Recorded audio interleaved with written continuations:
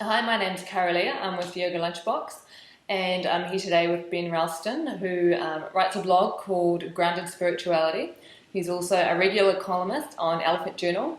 He's a Sivananda yoga teacher and has been for 10 years or so. And he's Yeah, awesome. And also now doing reference point therapy healing. So you've got a few things on the go there, Ben. yeah. And I just had a kid, so that's the priority at the moment. All Yeah. right, know all about that. And where are you based? You're obviously from England originally, but that's not where you're living, is it? No, I live in Slovenia. I met a Slovene girl, and she put a spell on me, and I found myself here in Slovenia all of a sudden. Aha. And for those of us who don't know, where is Slovenia? Where? Yeah, where? Great, I mean, I've got no great. idea geographically where that is. I can, you I know. think, let's be honest, most people don't know where it is. I didn't know where it was. It's basically by Italy. It's sort of under Austria and to the right of Italy. Hmm. Yeah. Okay. Next, but it's Central Europe. It's not Eastern Europe. Right. Okay. Well, now you corrected me because I thought it might have been over towards the east. Okay. So Central Europe. Now you've been That's what. teaching yoga for what, 10 years or so, but it's not what you primarily do anymore, is it? Well, I run yoga retreats, but I'm combining the healing work with the yoga. So I taught yoga full time for 10 years, and now I'm focusing. Yeah, I'm focusing on the therapy, on the Yeah, healing. right. Now you're doing reference point therapy. Have you done other healing modalities in the past? Yeah, I studied Reiki and I studied bioenergy healing with a guy called Zdenko Domancic, who's very famous over in this part of the world. Um, and of course yoga, which I suppose is Mm. in many ways a healing thing. But I never really felt that anything worked properly the way I felt it should do, Hmm. until I found reference point therapy. So when you say nothing worked properly the way you felt it should do, what do you mean should? Like, Well, I mean, what was your expectation of how healing should work? okay, well, I think one of the things that brought me to healing, one of the things that really made me want to be a healer, because, when I was a kid, that was not on my list of things that I wanted to do, Mm. along with astronaut and hero. um, I think the thing that really brought me to healing was my dad got really sick. I was very close to my dad, and he got this disease which is kind of incurable, so-called incurable. And I had this feeling deep down that it must be possible to cure anything. I've just always believed that. And it's based on a kind of a common sense idea that if something has a cause, and you can find that cause, then you can fix the problem. Basic problem solving, common sense. So I was here in Slovenia, and my wife had worked for this guy that I mentioned before, the bioenergy healer. Mm-hmm. And I heard that he was very good, and I'd also heard about another guy. So I invited my dad over, and I said, "Look, you don't have any choice. Let's try some alternative healing techniques. I've heard they're very good." So we kind of trawled around. We met lots of different people who, took his money and basically did nothing for him. One of them made him feel much better. He actually thought he'd been cured for about a week, but then the problem came straight back again. And I was really disappointed. I was really disappointed because I thought, I like these people that I was meeting, these healers. I think that they were sincere. I don't think they were trying to fool anyone. I just felt that what they were doing was not efficient. It didn't really work. Mm-hmm. And I think it works for some of the people some of the time, but it obviously didn't work. We actually met 4 different healers, and none of them really helped my dad properly. And I think they can help some of the people some of the time, but really, if we're really honest, most alternative healing techniques are pretty random. The results are fairly random. Mm-hmm. In the same way that a placebo It's random. is very random, and the percentage of the success rate of a placebo is probably about 30%. There's a lot of tests that have been done. Um, and in my opinion, most alternative healing methods are maybe something like that, just not effective enough. Because if I'm sick and I go to someone and I give them my money, I want some guarantee that there's a good chance this is going to work. I don't want to feel like probably this won't work, if we're really honest, you know. And even more so, if I'm working with people daily, clients, and I'm trying to help them, I don't want to know in the back of my mind that probably most of these people are not going to get anything. I'm going to take their money and they're not going to get any results, you know. So how did that lead you to reference point therapy then? Did your dad go back home to England, or?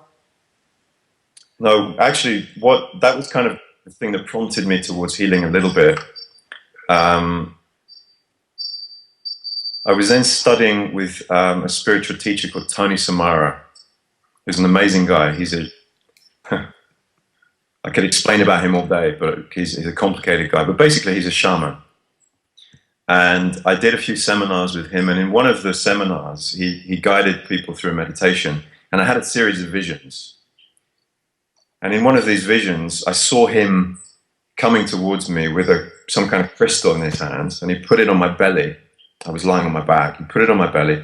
And my body absorbed it. And it started kind of pulsating. And an old injury that I'd had was kind of triggered by this and then healed.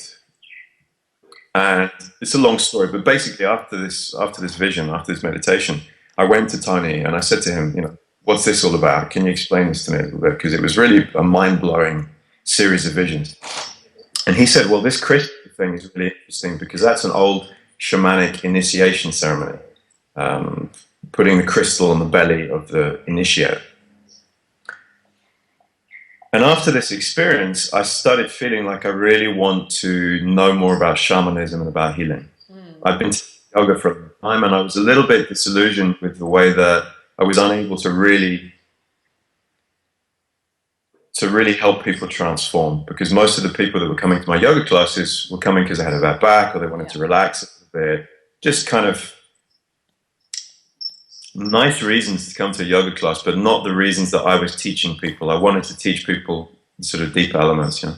So I started investigating healing, and a long story short, a series of coincidences happened, which were fairly mind-blowing in themselves, which led me to reference point therapy. And just as I found it, Simon, the guy who had created it, was turning up in Slovenia a month later, which is a country sort of off the map almost, and he just happened to be coming here a month later.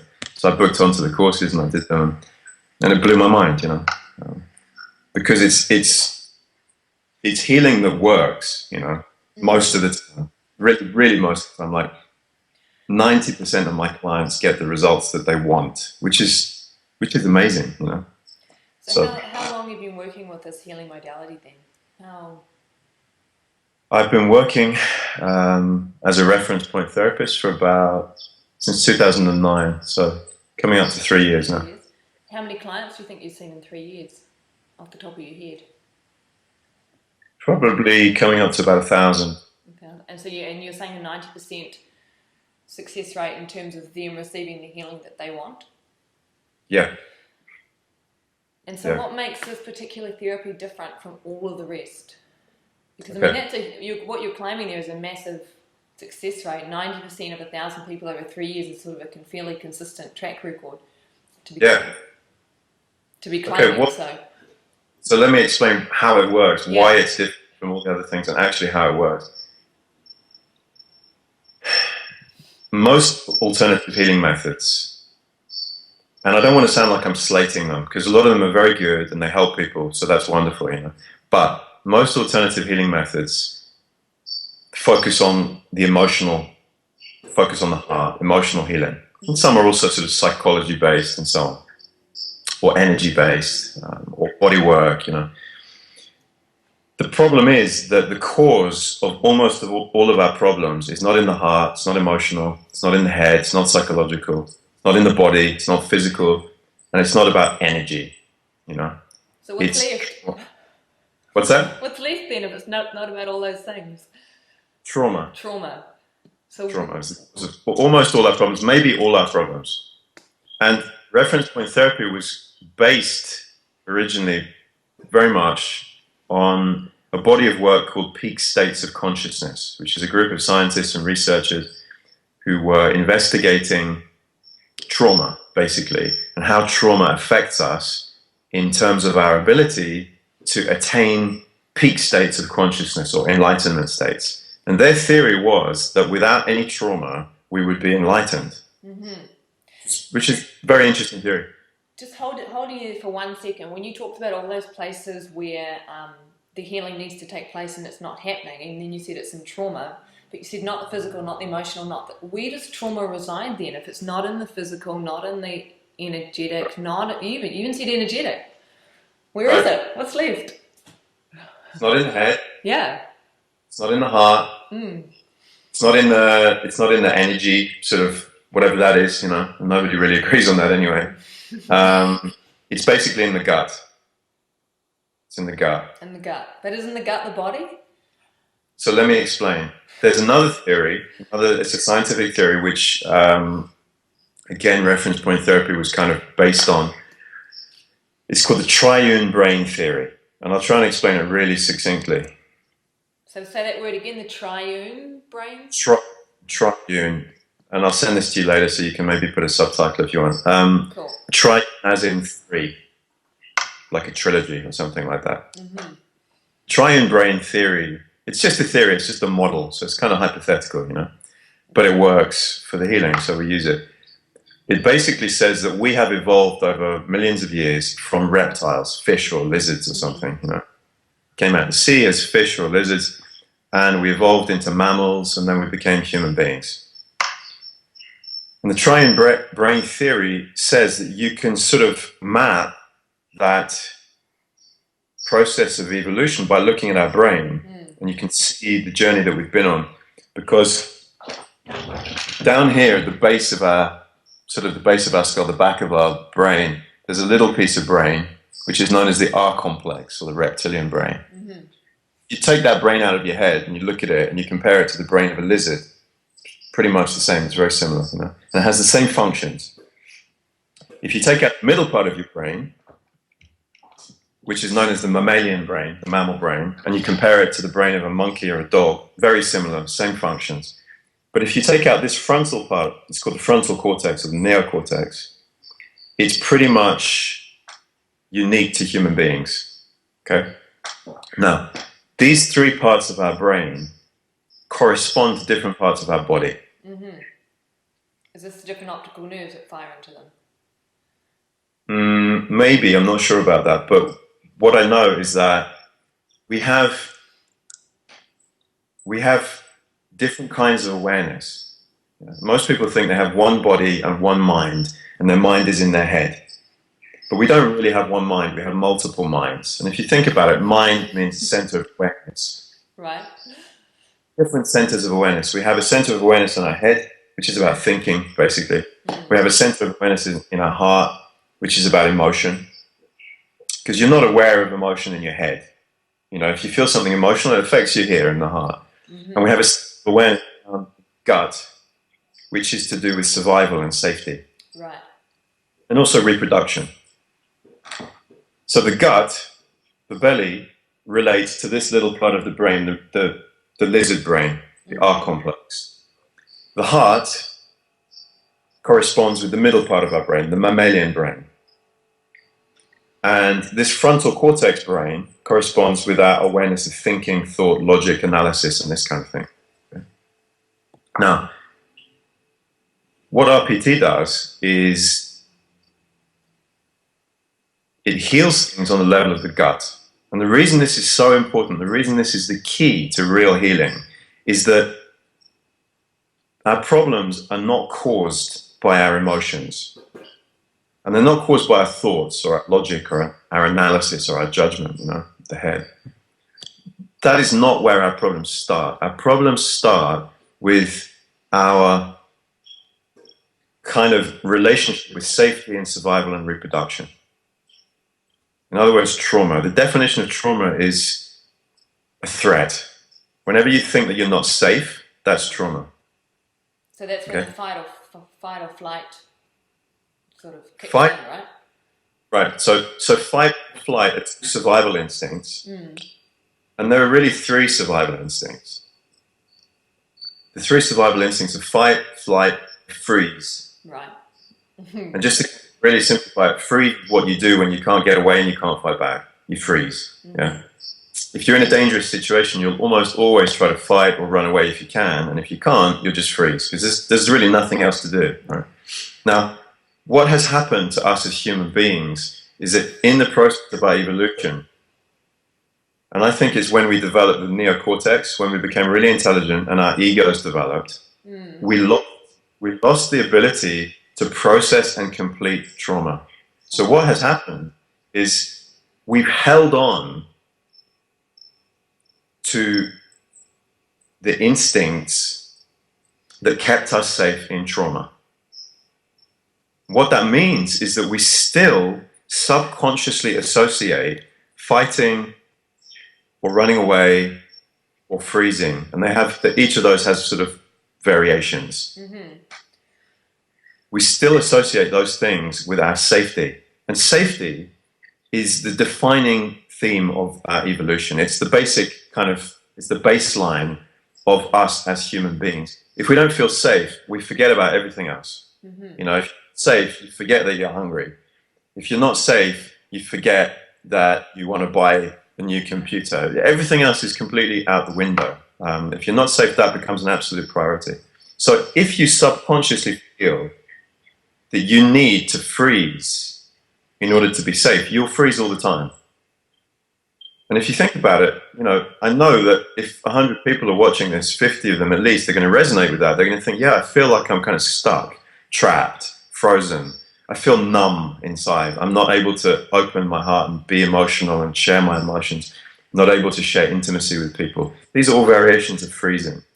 So what you're saying is we're relating to life as if we're in trauma all the time, even though we're not necessarily in trauma. And in that relating, we're tending to either fight or flee or freeze. Yeah, not all the time. I think what really happens is that in certain situations which remind us of trauma, we react in the way that we survived that original trauma, or in the way that our body helped us to feel safe. Our gut helped us to feel safe in that original trauma. Let me give you an example to sort of make it clear. So this is a real life example. I had a client who came to me, a woman who had real problems with intimacy, not just sexual intimacy, but also, and perhaps primarily, sexual intimacy. Anytime that she started getting really close to somebody, she froze. She just kind of locked up. She just could not, and it was deeply uncomfortable for her. She would end relationships as soon as they started getting intimate. She just basically couldn't do it, you know. So I worked with her, and this memory came up of the time when she was in kindergarten. And she'd been in the kindergarten. She'd been lying on the floor under a blanket. It was the time for the break where all the kids have a nap. So all the kids were sleeping, and she'd woken up feeling this kind of energy in her body, like a sexual energy. It was probably the first time that she'd experienced it as a child, you know. And she was fascinated, so she started sort of playing with it. And she pulled her pants down, and she was lying on her tummy and just sort of rolling around on her hands, you know. And a teacher kind of appeared out of the blue and just whipped the blanket off her, revealing her, and started shouting at her. And all the other kids woke up, and the other teachers looked over, and, you know, she was completely humiliated, completely ashamed, punished in front of the whole class. I think she was like 4, 5, 6 years old, something like that. And, you know, all that had been happening, it's just really, really bloody simple. All that had been happening is that since that moment, sexual energy, or that kind of intimate, almost mythical energy that you feel in the body that starts happening whenever you get really intimate, either with yourself or with someone else, was triggering the subconscious association between safety and freezing. So she was getting into an intimate situation and freezing, because that part of her brain, which is actually the oldest part of our brain, the reptilian part of our brain, which has been there for hundreds of millions of years, is very, very powerful. And it basically, we're programmed to listen to that. And as soon as that part of our brain says, you're not safe, you need to freeze, we drop everything and we freeze. On all levels, we stop thinking, we stop feeling emotional, we just freeze. Because deep down, we think, I've got to do this to survive or to be safe. And that's why this is so important. It's because we have to understand that so much of our lives focus on positive thinking, how we think, changing our beliefs, Yeah. feeling emotions, changing how we feel, focusing on positive emotions, changing that aspect of our lives. And it doesn't work. It doesn't really work. It might work a little bit, or it might work in the long term slowly, but it's very frustrating, you know. If you've got lots of trauma which is triggering you in certain areas and you're just reacting to that trauma, in those moments, all of your positive thinking, all of your nice emotions that you've been trying to cultivate, they're out the window. Mm-hmm. And when you heal the trauma, you don't have to change how you feel because you go back to how you're meant to be. And we're meant to be free from trauma because all animals in the wild complete trauma. They experience trauma and then they just let go of those associations between safety and the instinct. When our egos develop, we lost that ability. So when you're talking about healing and having a 90% success rate over 3 years, we'll say approximately 1,000 clients, you're not necessarily talking about someone who's broke their leg 3 weeks ago and is wanting you to heal that broken leg. That's not the kind of healing that you're talking about, are you? Well, that's obviously a physical healing, and I've had, you know, I don't know what percentage of my clients are for physical healings, but the minority. So most people come to me for sort of emotional healing or psychological or spiritual healing. Right. But having said that, I've had some amazing physical healings because the body is really just an aspect of our consciousness. The way I look at it is that all we are as human beings is consciousness. And consciousness can be, for me, is interchangeable with a bunch of other words like love or God or sort of universal energy, the energy of creation. I believe that all there is in the universe is consciousness, and that everything or being in the universe is just an aspect or an expression of that universal consciousness, which some people call God, okay? The body is just an expression of the consciousness that we embody, that we are. It also has an emotional expression, it also has a mental expression, also expresses itself in various ways, you know. But the body is just an aspect of our consciousness, and trauma affects us on a deep subconscious level. When you heal it, it changes all of the aspects, all of those expressions. So when you heal a trauma, it changes your body, it changes your emotions, changes your thoughts. It basically transforms all of you. So what about people suffering from quite serious diseases or things like cancer or AIDS or terminal illness, etc.? Is that necessarily being caused by trauma back in the day, or is this because of other factors? I mean... Okay, well, another science which very much influenced RPT is called epigenetics. In epigenetics, scientists have almost conclusively proven that there's a link between ancestral trauma, you know, stuff that happened to your grandma, for example, and your own physical problems. If you think about that, that's amazing. So they've shown cancer or something, though. I mean, say that again. So if you're getting cancer at, say, age 38 or 39, that could be related to trauma that your grandparents experienced. I can't say for sure that cancer is an example of that. Let me finish what I was saying. What I can say for sure is that scientists have seen that there's a direct link, for example, between famine or starvation or hunger experienced by the grandmother when she was pregnant with your mother and diabetes in you, the grandchild, right? Direct link between hunger in the grandmother, diabetes in the grandchild. It's amazing if you think about it. You know, how is it possible that she didn't have enough to eat and that her grandkid has a disease? It's almost mind blowing, and I can explain it. It could take a while, though. No, it's very quick. At that time when she was pregnant with your mother, the eggs which your mother had throughout life were created. So not many people know this. This is like a biological fact. Okay. So when you're in utero, you've actually got the eggs that you're going to have that will create your children. Yeah, exactly. Every woman, when she's born, she has all the eggs that she'll ever have. Okay. So when your mother was in your grandmother's womb, the eggs were being created. In other words, the cells of your mother's body were being created, including the eggs. And the trauma that your grandmother experienced is stored in those cells, including the egg, which then creates your body. So it's not just your mother that gets that information, but it's also you through the egg, which creates your physiology together with the sperm from your father. So the egg creates your body, and your body still has that information of trauma. Really, just what it means is that you have a predisposition to similar kinds of trauma. Okay. So I read one of the articles that you posted on Elephant Journal about 6 months ago, looking at a woman who had had depression and issues with her thyroid and was heading in for surgery. She did one session with you. 18 months later, you saw her, and she was just stoked, really ecstatic and happy, and she didn't end up having her surgery. She wasn't suffering from depression anymore, and she was really happy. So you wrote about it. This was a client of yours, right?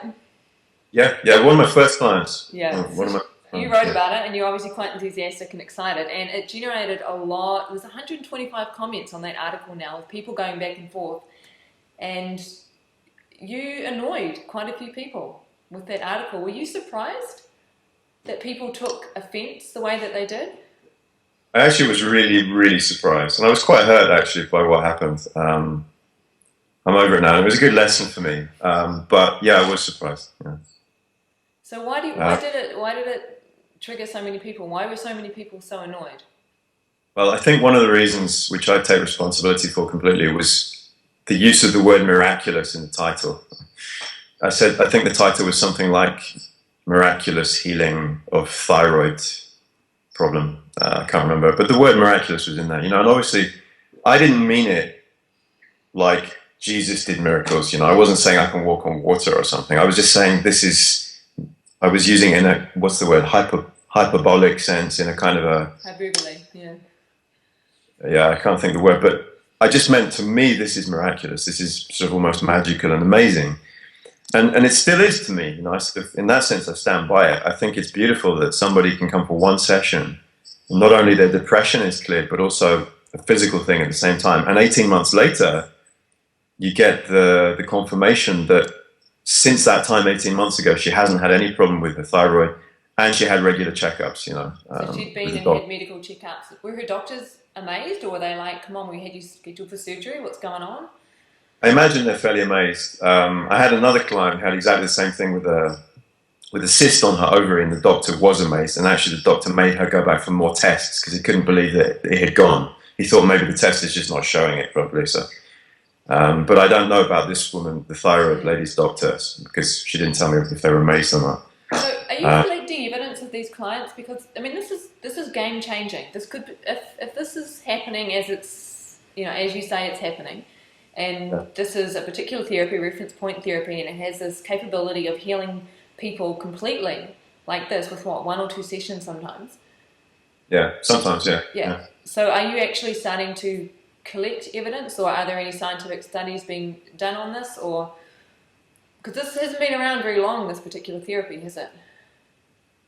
No, it was created 3 years ago, basically, so it's not been around very long. And at the moment there's a group of about 30 teachers, and we have meetings every month, and we've been discussing for about 4 or 5 months now exactly what you just asked. We're beginning now to create a system of collecting and documenting the clients and the results in a kind of simple way that we can show.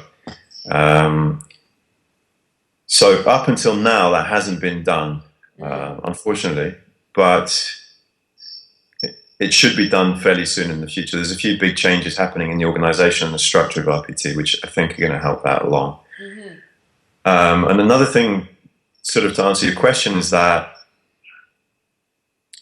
apparently, I'm not sure to what extent this has progressed, but recently there's been an approach by a pharmaceutical company, some kind of organic pharmaceutical company, to Simon, who created RPT and runs RPT.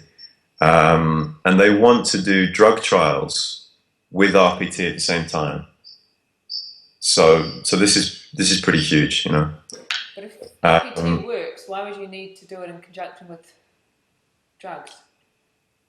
To show that it works. To show that basically, if they're giving the drugs to people, it might help, say, 20% of the people. If they're giving the drugs to the people and they're doing RPT and 90% of the people are healed, Right. then the difference is RPT, obviously. It's gonna help the drugs company and it's gonna help RPT, and hopefully it's a way of showing the world. You know, to answer your question, it's really, really difficult to do trials like this. It's really, really difficult to demonstrate scientifically and conclusively in a way that the scientific community will accept that an alternative, just simply talk-based therapy really works, you know. Because first of all, most people don't want to believe that in the scientific community because they've got a lot invested in their beliefs, and you know it's very well known that people don't want to change what they believe. And secondly, it costs a huge amount of money to do this kind of thing. You know, it takes a period of time, and you have to pay people. We have approached people who work in this field, and they say it costs like $1 million or something like that. And the other thing is, we've all been busy healing people and perfecting this technique, teaching people how to do it, and perfecting the technique. So,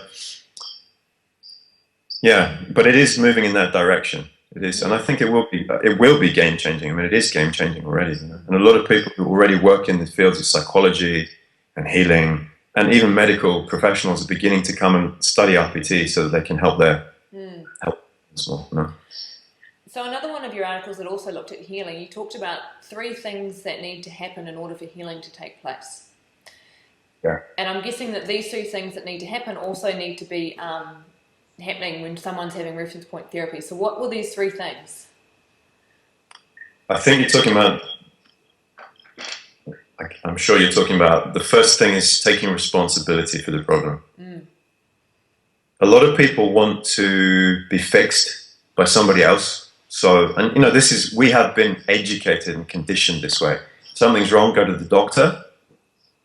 And you know, you sit there and you look up at the doctor and he gives you a pill, or he prescribes you something, or you go for an operation, and you totally put the responsibility and your own power to change things in those people's hands. Mm-hmm. But isn't that what you're asking clients to do with you as a healer? So reference point therapy, come to me and I will heal you? No, not at all, because with reference point therapy, I'm actually not doing anything to anybody. I'm just talking with them.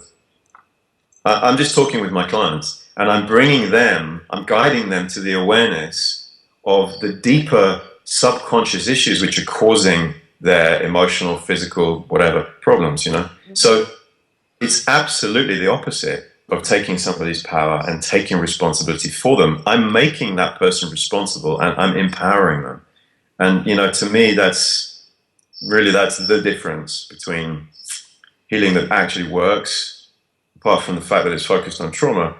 That's the difference between healing that really works and healing that doesn't, because healing has to come from within. And it does come from within. You know, if you cut yourself, the body has really a miraculous, I don't mind using the word miraculous now, because if you actually look, if you were to film your wound and you were to do it in fast forward so you see the thing, it's just amazing. It's like watching a flower bloom, you know, when they have those nature programs and you see the flowers opening and closing as days and nights go by very quickly. It's miraculous, you know, and there's actually no way of explaining it. It is miraculous. Life and creation, consciousness is miraculous. So what does someone taking responsibility for their health look like? How does someone know if they're taking responsibility?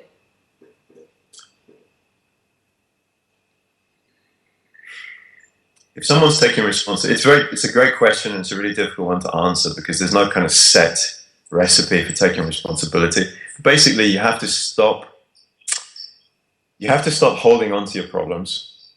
And most of us hold on to our problems for a good while before we decide, okay, I've had enough of this, you know. You have to stop holding on to your problems, because usually our problems give us something. A good example is somebody who has a bad back, they don't have to go to work, they might not like the job. I had a client who had really bad headaches. She was holding on to those headaches and she wasn't going to heal them until I helped her realize that the benefit of the headaches was that she didn't have to sleep with her husband anymore. As long as she had a great reason not to sleep with her husband, you know. She had to make a choice. Do I want to lose the headaches and stop and tell my husband, you know, be honest with him and be honest with myself? So the first thing is we have to let go of whatever is causing us to hold on to the problem.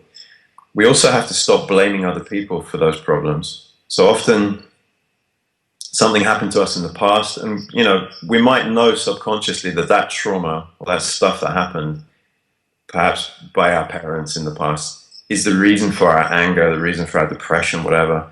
But we're so busy blaming the past and blaming those people in the past that we're not taking responsibility for the present. And the problem is in the present. And the solution to the problem, the healing, is in the present. It's not in the past. Yeah, those people might have done that to us in the past, but we have to let go of that if we want to be present and if we want to allow ourselves to transform the problem. So it's about letting go of the past. It's about letting go of whatever we're holding on to. And it's really about accepting that we're very powerful, that we have the power to heal ourselves and to change all these things. So it's a great question. It's difficult to explain. Okay. I think it makes sense to me though. So if someone comes to you and you can tell that they haven't yet taken responsibility for whatever issue they're presenting to you, whether it's a bad back or whatever, what do you say to them? I treat that problem first. So let's say somebody comes to me with depression and I know that they're not taking responsibility. One of the ways I know that someone's not taking responsibility is that they've got this look in their eye and tone of voice which is basically saying, please fix me. I don't want to know the cause of the problem necessarily, I just want you to fix me. Anyway, what do? Is I work on why the person is not taking responsibility, and I help them come to the place of responsibility. I bring them to that point of responsibility. And sometimes people choose not to, but 9 times out of 10, they say, yeah, I do want to take responsibility for this now. And they let go of the blame, they let go of the anger, they let go of those benefits that the problem was giving you, So in a way, that's one of the skills that is quite tricky to master doing this work, I think. It's really recognizing where someone is at and helping them to get to the point where they need to be to achieve what they want to achieve. Mm-hmm. It's really, to me, it's just all about guiding people. So when you talk about it, you said you used the word facilitation. So the implication there is that could somebody use reference point therapy on themselves if they had enough awareness and they knew the process? Yeah, it is a self-healing technique. There are 3 levels of reference point therapy. The first level is basically learning the technique so that you can apply it to yourself, and maybe you could also help your friends and your family a little bit. The second technique is a slightly more advanced technique, which then enables you to work as a professional so that you can do this as a therapist. So in essence, so you don't have to rely on a healer to do something to you. Like you're not imbued with special powers that turn you into a healer per se. No, you're not. I don't have special powers, unfortunately, or fortunately, I think actually. But it is a self-healing technique. But self-healing is much harder than doing it with the help of someone else, because don't forget, you're looking for subconscious stuff. You're looking for those blockages which are in the subconscious, and it is harder to find your own subconscious stuff. It's not impossible. It's definitely possible, but it's just a little bit harder. It takes a bit more discipline, a bit more concentration. So all of us reference point, basically when you do RPT, you work with a partner. On the course, you sort of rotate with people, and then you keep in touch with them, and you do swaps. So it's great. Have you read The Journey by Brandon Bayes? The Journey by who? Brandon Bayes. No. Just curious, because I've watched a couple of the videos on reference point therapy, and to me it looks quite similar, just from the little bit I've seen. Kara-Leah, just stop you for a second. There's a red light flashing on the screen. I can't see it on my side. Oh no, maybe, sorry, it's probably just telling me that we're recording. It's probably been there all the time and I didn't notice it, so no. Brandon Bayes wrote a book called The Journey, and when I looked at reference point therapy, there's a video up there of him sort of going through the process, and it reminded me of that. So I was just curious as to whether or not you were familiar with her work. As you're not, let's not waste time talking about it. Maybe go and read her book, because it does that similar thing where you work with each other, you partner up, you go through a process, and it's about getting to the root cause of what, Is yeah. is the root cause of that trauma? It might only go down to the emotional level. Yeah. Okay. Yeah. Most techniques go to the emotional level. If you think about it, most of our problems we recognize when they become, when the symptoms manifest on the emotional level. You know, if we're sad or angry or depressed or rageful or whatever the thing is, that's when we think, I've got a problem, you know. But it comes from a deeper place. It comes from it comes from trauma. Okay. So one final question: to the people that have been quite annoyed or triggered, or who have criticised you quite strongly, actually, in that article. Yeah. What would you like them to understand? What did you learn from that exchange?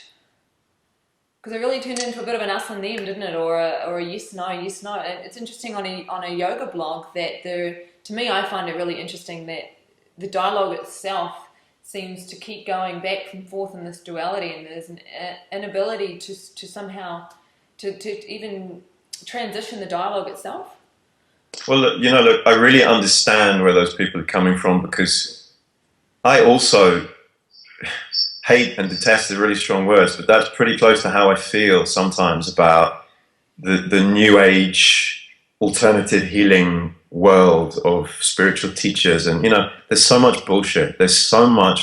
And, I really can't stand it. It drives me crazy when I see spiritual teachers taking advantage of people who come to them because they have problems, taking their power and duping people into thinking that this spiritual teacher has answers, when very often those people have just as many problems as everyone else, So, look, I really understand why those people were triggered. There I was saying, hey, this is miraculous, come and look, this is wonderful.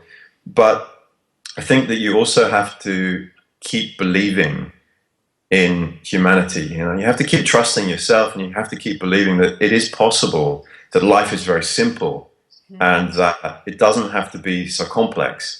And that was really all I was trying to say. That's all I'm trying to say with my work, is that this is something I've always believed. Life is meant to be good. Because the beginning of my life was pretty crappy. I struggled for almost 30 years with all kinds of demons and abuse and stuff. But deep down, I always believed, like, it's not meant to be like this. I had hope and trust in myself that I could extract myself out of that. There must be some way of doing that, And that's what I'm trying to communicate with the writing, with the videos.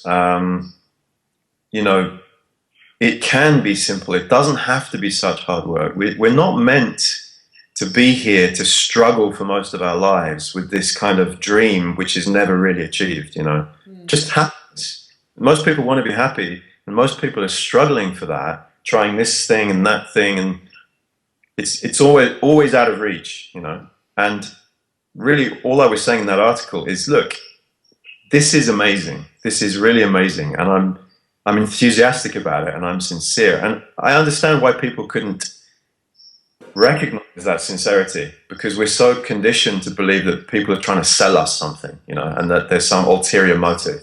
And there isn't any ulterior motive behind my writing. Yeah, I want to get clients because that's my work, but I'm not actually motivated by money. I'm motivated by the fact that I love what I do, So I understand why people couldn't see that. And I also realized that I was perhaps as a writer, I have responsibility to not use too much hyperbole. Perhaps it was a little bit too advertorial sounding, that article. I don't know. But I understand how they feel. I don't think there's anything I can really say that will change their opinions, because I tried to do that in the comments below the article and they weren't having any of it. So in the end, I gave up. At the end of the day, people will believe what they want to believe, and you can't change people unless they want to change. So. Well, thank you, Ben, for taking the time to talk to us today, and just for being so upfront and sharing all of that information quite freely. So, It's a real pleasure. Thank you for asking me.